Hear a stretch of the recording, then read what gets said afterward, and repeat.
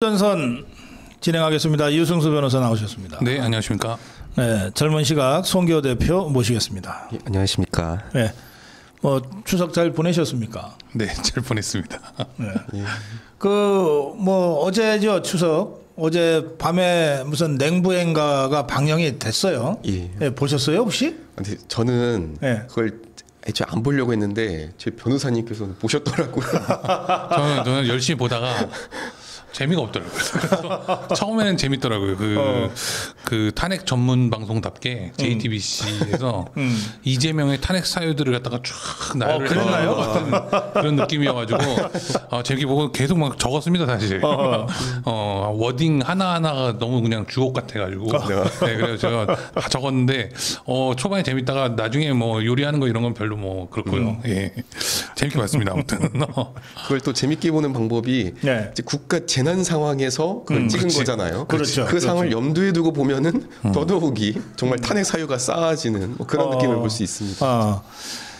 지금 그래서 이 후폭풍이 굉장히 심각하고 꽤 오래 갈 것 같다고 느끼는데 우선 뭐 이게 뭐 고소고발까지 지금 다 진행이 됐기 때문에 우리 이제 법률적으로 우리 유승수 변호사 이 네. 냉부 그 녹화 촬영과 관련해서 좀 쟁점이 있다면 어떤 것들이 있습니까? 일단은 그 JTBC 그 게시판에 아주 중대한 문제를 제기를 해주고 계시더라고요. 먼저 그 출연진이 음주운전의 전과 사범이면은 보통 못 나오지 않습니까? 음주운전 한 번만 해도 못 나오거든요. 그래서 이 중대한 문제를 이미 게시판에 우르르르 이 제기를 하고 계셨더라고요. 예, 국민들께서 아니 연예인이 음주운전의 전과 사범이면 못 나오는데 못 나오지. 연예계에서 아예 떠났죠. 근데 이 사람은 뭔데 출연진이 음주운전의 전과 사범인데 내보냈냐 이런 얘기부터 시작해서 법적인 얘기는 아니지만 조금 한 말씀만 드리면 네. 원래 이 프로그램이 여러분 안 보셔도 됩니다. 제가 안 보시라고 제가 말씀을 드린 거예요. 제가 본 거를. 네. 이 프로그램이 원래 그 집에 있는 냉장고를 이렇게 끌고 와서 그 안에 있는 식재료를 이렇게 뭐 요리한다 뭐 이런 프로그램이에요. 원래는. 근데 집에 있는 냉장고를 안 끌고 왔더라고요. 그래요?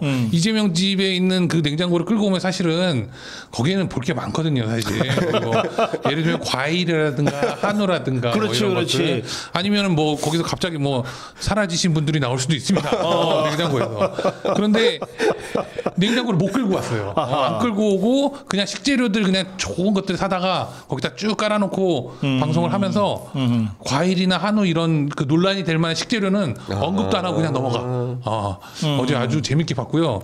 그 실제로는 지금 이제 어떠한 법적인 문제가 발생하느냐 뭐 이런 얘기들이 많은데 네. 사실은 말씀하신 것처럼 가장 중요한 건 그때 당시가 국가 재난 상황이라는 거죠. 그런데 이걸 갖다가 몇 시간 동안 촬영을 하면서 낄낄대고 거기서는 계속 그냥 뭐 김혜경이 그냥 사실은 김혜경의 동무대였습니다. 사실 그래요? 예, 이재명은 옆에서 이제 김혜경한테 어떻게 뭐 김혜경이 폭탄 발언하면 안 되니까 거기서 뭐 김현지도 같이 나왔어야 되는 거 아니냐 뭐 이런 발언하면은 머리 아프니까 계속 눈치만 슬슬 보면서 하더라고요. 그런데 그때가 국가 재난 상황이고 그 뒤에 무슨 회의를 바로 참석했다. 이게 바로 직무유기 아니면 뭐겠습니까? 예.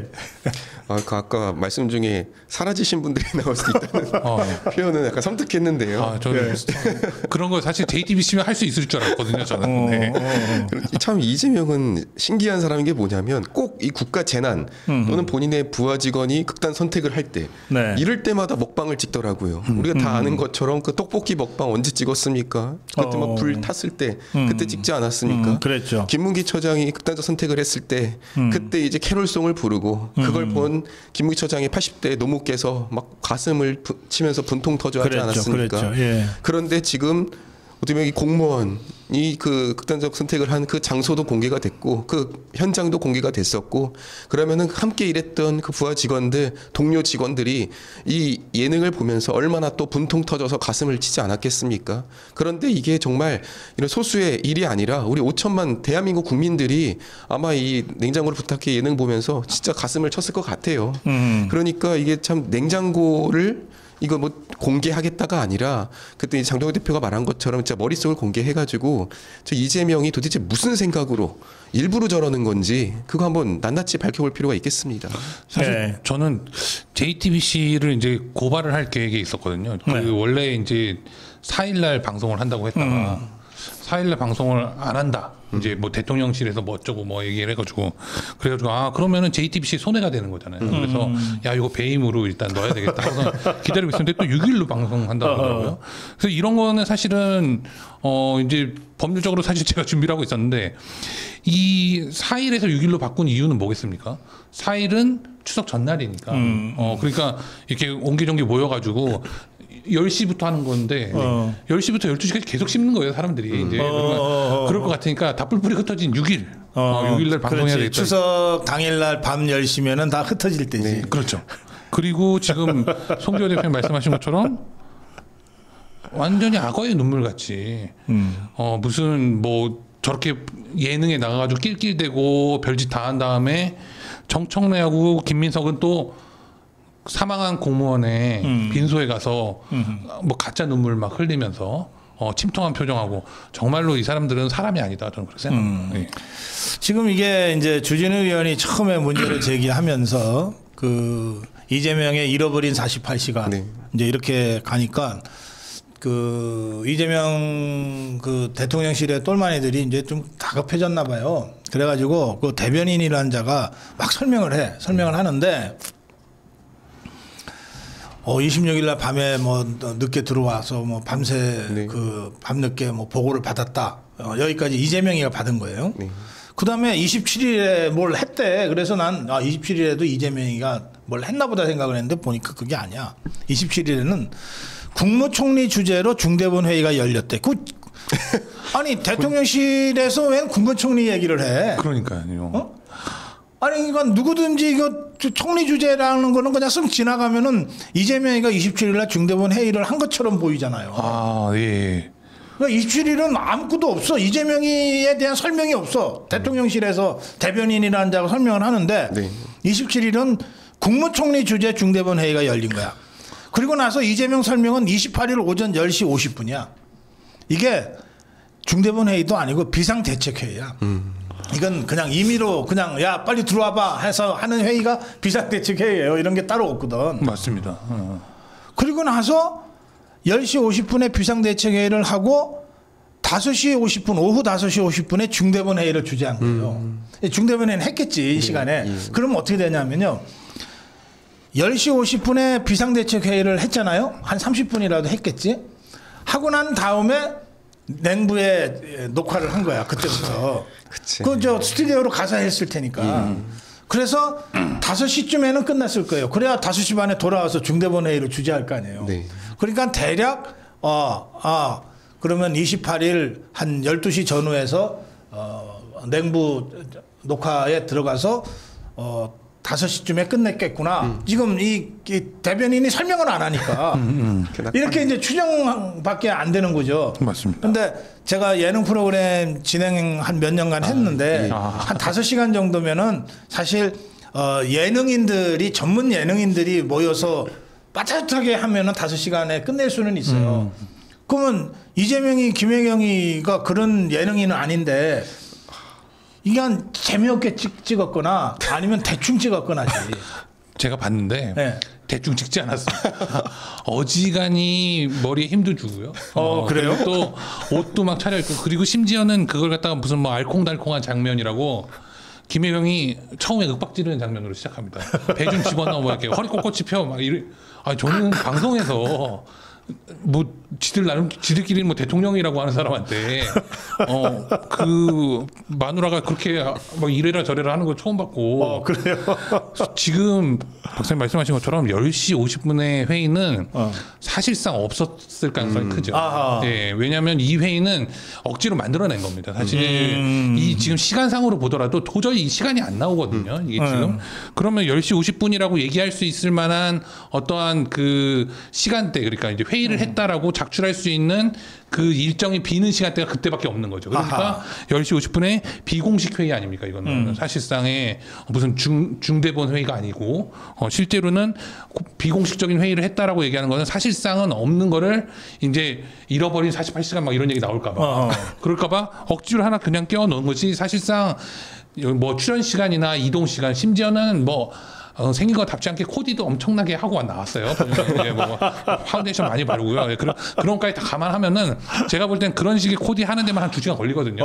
예, 근데 딱 컴팩트하게 저스트하게 뭐 5시간 동안 뭐 출연해가지고서는 그것만 찍고 나서 또 회의했다. 말도 안 됩니다. 그렇구나. 하여튼 대통령실이 이렇게 설명하고 있는데 이거는 예능 천재들이 모여도 잘 맞추기 어려운 시간이다. 알겠어요.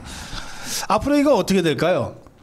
일단은 지금 주진우 의원이 이제 고소를 한 거죠. 예, 그래서 뭐 허위사실 명예훼손을 고소했다 그러는데 저는 그때 당시에 이제 뭐라고 얘기를 했냐면 이 주진우 의원 뭐 발언한 다음에 법적 조치 강구해서 가만 안 두겠다 이렇게 얘기를 했잖아요. 그렇죠. 그 협박을 했어요. 대통령실에서. 네, 특수 협박에 해당한다. 특수 협박으로 다 같이 한번 잡아 넣어야 된다. 저는 그런 생각입니다. 그러니까 저는 참 그 강유정 대변인이 처음에 해명하고 곧바로 또 다른 대변인 나와가지고 맞다 인정해버리고 그래서 이제 결국 강유정 거짓말도 드러났었고. 그러니까 저는 이게 주진우 의원이 지적을 했을 때 저도 저 대통령실이나 민주당 반응을 봤거든요. 반응이 이상했잖아요. 이게 진짜 뭐가 있네. 이래서 이게 사실 원래 이게 저쪽에서 쓰던 전략이었는데 이제는 우리가 이제 잘하는 것 같아요. 툭 던져보면은 저들의 반응을 통해서 느낌이 오더라고요. 주진우 의원이 이번에 좀 상당히 잘했다고 봐요. 그러니까 이 가만히 있었으면 냉장고를 부탁해 뭐 예능 하면서 또 며칠 뒤에 추석 끝나고 뭐 지지율이 뭐 3.5% 소폭 상승 이런 식의 뻔한 레파토리가 있었는데 이걸 이제 난장판 진흙탕으로 만들어 버리니까 결국에는 여론조사에서도 그런 장난질 못 치거든요. 그래서 앞으로도 이런 정말 말도 안 되는 포퓰리즘 이런 여론 조작을 위한 사전 준비 쇼가 있을 때는 이런 식으로 이런 진흙탕을 만들 필요가 있다고 봅니다. 그래요. 그 김현지 문제는 어떻게 될까요? 와 이번 추석 밥상에 참 이진숙을 올리려고 했는데 이진수 위원장 온데간데 없고요. 김현지만 남은 것 같아요. 그 지난 금요일 날 우리 다크호스라는 코너에서 그 리어의 교수가 이제 김현지 얘기를 하다가 애지중지 현지라고 한다 세상에서 이 얘기를 했어요. 그러니까 그거를 저희가 그냥 좀 재밌잖아요. 애지중지 현지. 그래서 쇼츠로 만들었더니 그게 지금 조회수가 60만이 넘었어요. 어감이 이쁜데요, 뭐. 김현지가 이렇게 인기가 있는 줄은 전 몰랐어요. 우파에서 더 좋아하는 것 같아요. 그렇게 단일화라고 얘기를 해도 단일화를 안 하네요, 여기는. 뭐 단일화인지는 제가 얘기 안 하겠습니다. 김현지는 지금 사실은 김현지에 대해서 조금 그 이상한 움직임이 있습니다. 지금 오히려 그 CBS, 뭐 JTBC, MBC 이런 데서 김현지를 까는 얘기를 많이 해요. 그러니까 이제 사실 이재명 측근이다, 뭐 아니면 이재명 측근을 비롯해서 뭐 말실수 엄청 하고 나오면은 그냥 완전 뭐 판도라의 상자가 열리는 거죠. 그렇게 생각을 하고 있는데 열어라 계속 얘기를 하고 있는 거예요. 사실상 이렇게 얘기하는 이유가 뭘까 우리가 그러면은 이제 추석 연휴 이후에 이 흘러가는 움직임도 잘 볼 필요가 있습니다. 실제로 김현지와 이제 이재명 자체가 원래 그 주사파의 본류가 아니지 않습니까? 이자들이 무슨 어떤 정치 세력을 급격하게 사실 이재명이 자수성가 하듯이 꾸려놓은 거죠, 사실은. 그래서 그 기반이 되게 취약한데 정청래나 이쪽 사람들의 움직임은 사실은 좀 다른 것 같습니다. 그래서 기존에 이제 문재인 계열의 그런 구원이 있는 사람들, 이재명에 대해서 구원이 있는 사람들이 조직적으로 사실은 김현지를 통해서 이재명 흔들기에 나서지 않나 이런 희망 섞인 바람이 있고요. 그리고 이들의 그 장점, 우리가 볼 때 장점은 사실은 자해도 서슴지 않는다. 사실은 본인들이 권력을 잡기 위해선 자해도 서슴지 않는 사람들이기 때문에 정청래 화이팅 한번 외쳐보고 싶습니다. 예. 근데 이 대통령실의 비서실장이면 굉장히 높은 사람이거든요. 근데 이 강훈식이는 어떻게 된 게 어느 날 갑자기 나와갖고서 내가 진짜 실세야 뭐 이러더라고. 그러더니 이번에는 김현지 인사는 한 달 전부터 계획되는 거예요. 이거 어떻게 봐야 돼, 강훈식이? 저는 지금 사실 저는 정치 방송 한 지 5년 됐고, 예. 제 박사님은 뭐 수십 년 되셨잖아요. 정치인이 나서가지고 내가 실세라고 하는 난 거 처음 봤어. 처음 보셨죠? 강훈식이 처음 봤어요. 저도 진짜 이거 처음 봐가지고 이거 진짜 실세구나 김현지가. 내가 총알받이야 이거죠. 사실 내가 실세야라고 자기가 얘기하는 사람은 아니 실세가 내가 실세라고 얘기하는 실세는 없거든. 보통 실세는 난 실세 아니다. 그렇지. 우리 대통령께서 다 결정하신 거다. 뭐 이런 식의 얘기하는데 내가 실세야, 내가 총알받이야. 이렇게 얘기를 하는 거나 다를 바 없다. 그러니까 저도 사실 그 박사님이 만약에 비판이 들어오면 저도 어디 나가서 내가 실세다, 고성구 TV의 실세다. 이러면서 제가 지켜드릴 것 같아요. 그치. 네. 우리 그 정도는 해드려야죠. 그래서 강훈식이는 살아는 않겠네. 맞습니다. 자, 근데 사실 추석 연휴 시작되기 직전에 이제 우리 자유파 국민들은 엄청난 충격을 받았고 분노했어요. 그게 이진숙 위원장에 대한 체포였는데 그게 연휴 시작되기 직전에 또 풀려났어. 예? 그래서 완전히 이제 반전이 돼 버렸는데. 맞습니다. 이거 유승 변호사 좀 설명 좀 해주세요. 이게 지금 이진숙 위원장 체포에 대해서 처음에 잘못 알려진 게 언론에서 이제 긴급 체포라고 했습니다. 그래서 긴급 체포인 줄 알았어요. 긴급 체포는 말 그대로 이제 영장 없는 체포를 의미하죠. 그래서 영장을 발부받을 시간적 여유가 없는 때만 긴급 체포 가능하다. 아예 형사소송법에 이제 명문으로 적어놨었는데, 그래서 긴급 체포, 경찰이 뭐 또 경찰 했구나 쉽게 말해서 그런 식으로 생각하고 접근을 했는데 놀랍게도 나중에 밝혀진 게 체포 영장에 의한 체포였어요. 체포 영장에 의한 체포라는 거는 법원이 발부한 체포 영장에 의해서 체포가 됐다는 거다. 그렇죠. 그러면 법원이 그럼 발부했다는 얘기인데 더 충격적인 거죠. 더 충격적인. 예, 법원이 어떻게 이런 걸 보고 판단하냐.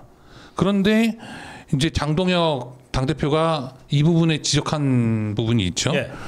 실제로 불출석 사유서를 제출을 수차례 했을 텐데 했는데 그걸 첨부를 안 하고 했을 것이다.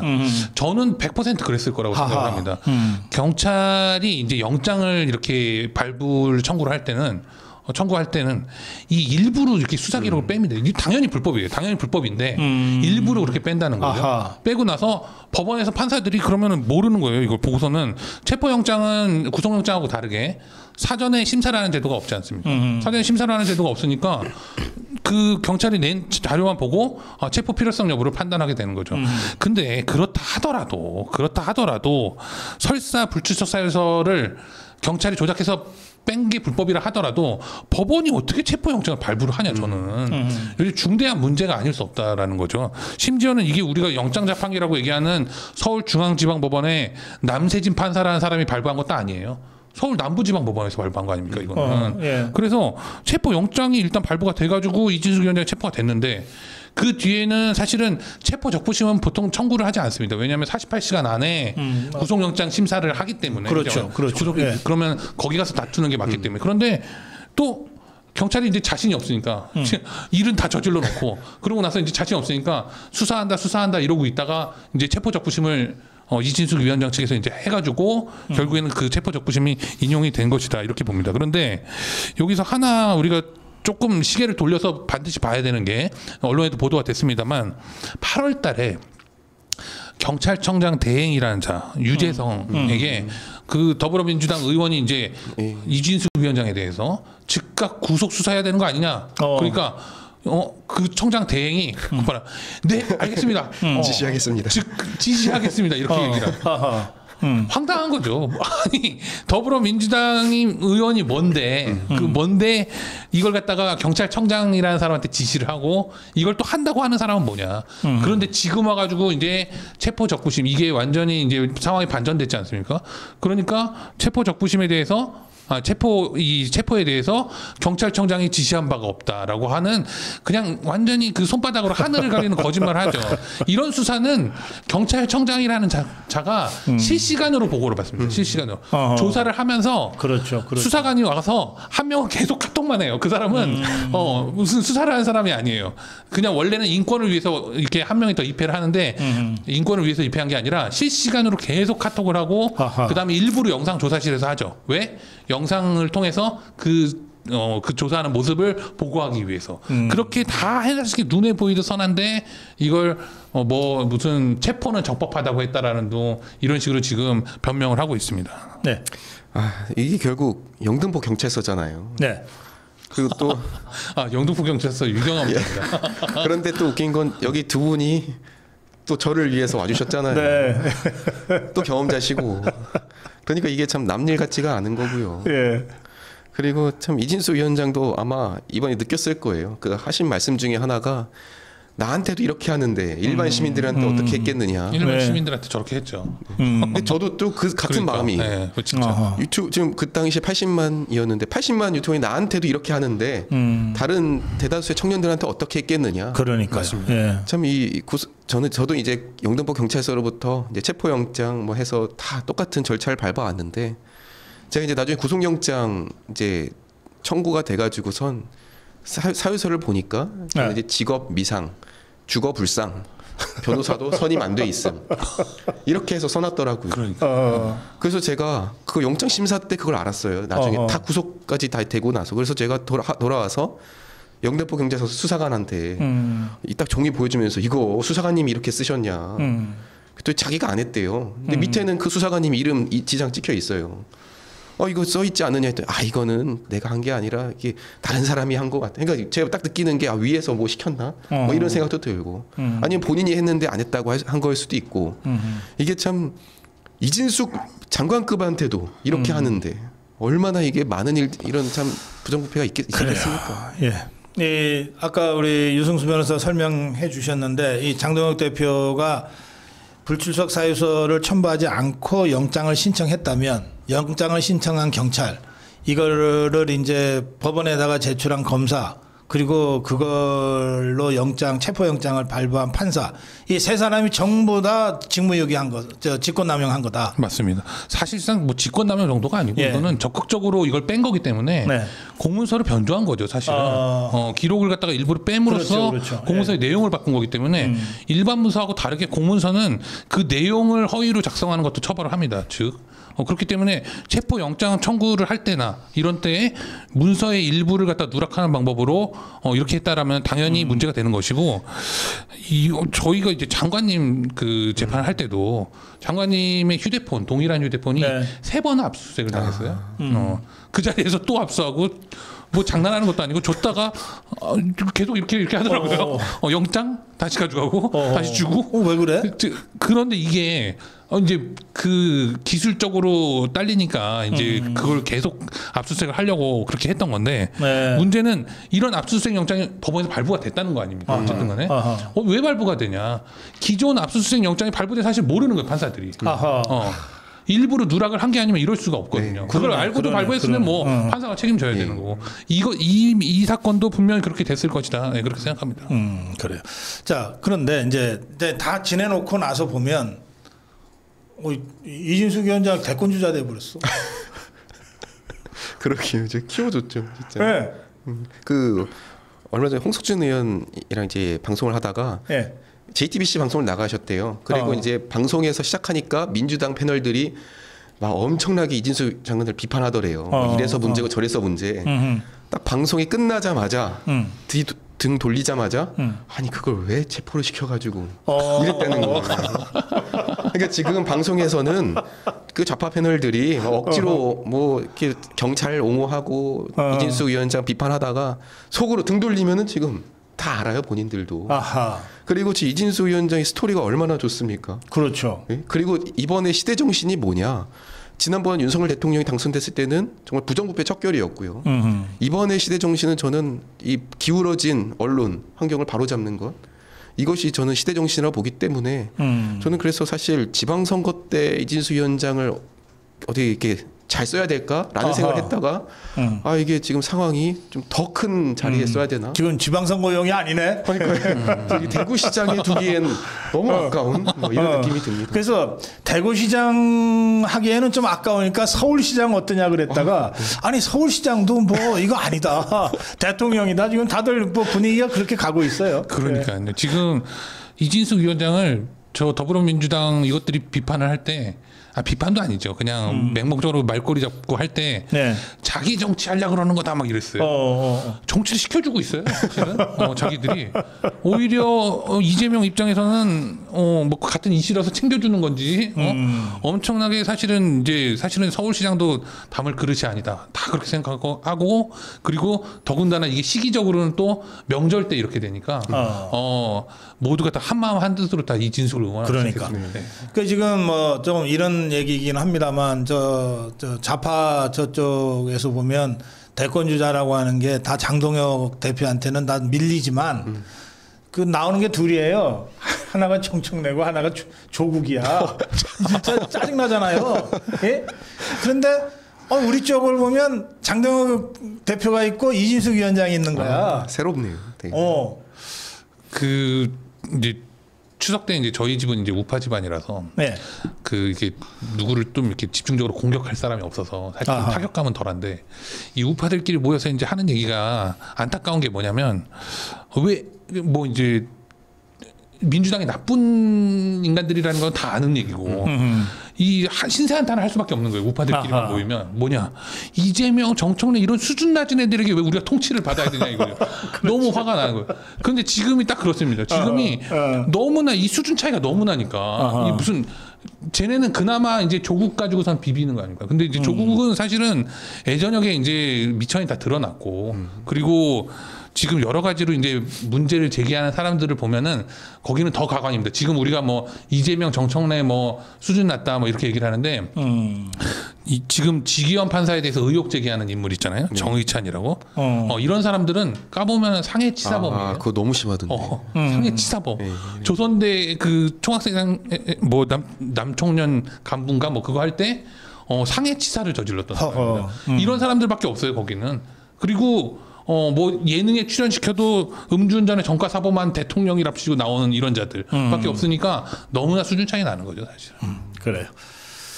네, 전체적인 흐름이 그래서 우리 자유파와 대한민국에게 아직은 운이 좀 남아 있는 것 같다. 네. 이런 느낌을 주게 만드는 추석 연휴였습니다. 자, 마무리 한 말씀씩 듣고 오늘 서부전선 정리하겠습니다. 유승수 변호사님.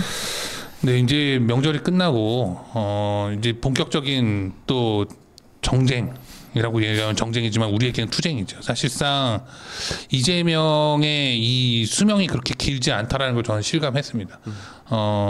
추석 밥상에서 어른들께서 얘기하시는 그런 얘기뿐만 아니고요. 사실은 어떤 댓글이나 뭐 일반적인 그 조작단들의 댓글 조작단들의 그 활동을 봐도 현저하게 밀립니다. 지금은 일반 국민들이 모두 다 이들의 실체를 알고 있고요. 고지가 멀지 않았다라는 생각으로 마무리하겠습니다. 고지가 멀지 않았다. 예, 송기호 대표. 요즘 항상 제가 하는 게 이제 기사 댓글 보는 건데 요즘 기사 댓글을 보면 너무 재밌습니다. 정말 그냥 아주 창의적인 이런 댓글들로 이재명에 대해 신랄한 비판이 이어지는데요. 왜 요즘 이렇게 갑자기 많아졌나 봤더니 저희 2030 청년들은 태어날 때부터 핸드폰 쓰던 세대니까. 그래서 우리 청년들이 댓글 공격을 되게 잘해요. 그렇구나. 요즘 2030 청년들이요 다 우파예요. 지금 이제 거의 통계상으로도 한 70% 넘게. 그리고 그나마 좌파 성향이었던 세대가 이제 2030 여성층이었는데 그 여성들도 지금 계속해서 우파로 넘어오고 있어서 지금 압도적인 우파의 지지층으로 2030 청년들이 자리를 잡고 있습니다. 그러다 보니까 지금 이제 그 4050 세대도 그 청년들에 의해서 지금 교화가 되고 설득되어지고 그래서 갈수록 그 민주당 좌파 지지층이 좁아지고 있습니다.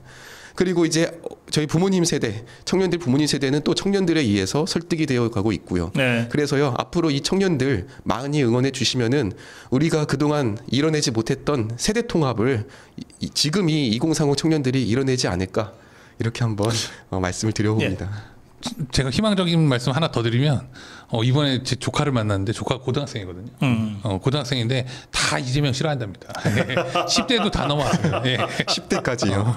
제가 아까 전해드렸는데 그 중국에 대해서 좀 비판적인 시각이 70% 80% 가까이 돼요. 특히 2030이 강하다 그러는데 중국에 대해서 비판적인 이유가 이재명이 쉐쉐 거리는 게 짜증나서 그래요. 당연히 싫죠. 주요한 이유가? 예. 그러면 이 중국의 비판적인 70% 가까운 국민들이 친 이재명일 수가 없죠. 그렇죠. 그래서 저는 자유파가 한 70% 된다. 사실은 여론조사가 어떻게 나오든 맞습니다. 예, 그렇게 말씀드리고 싶습니다. 예, 오늘 서부전선 유승수 변호사, 송기호 젊은 시각 송기호 대표 두 분과 함께했습니다. 고맙습니다.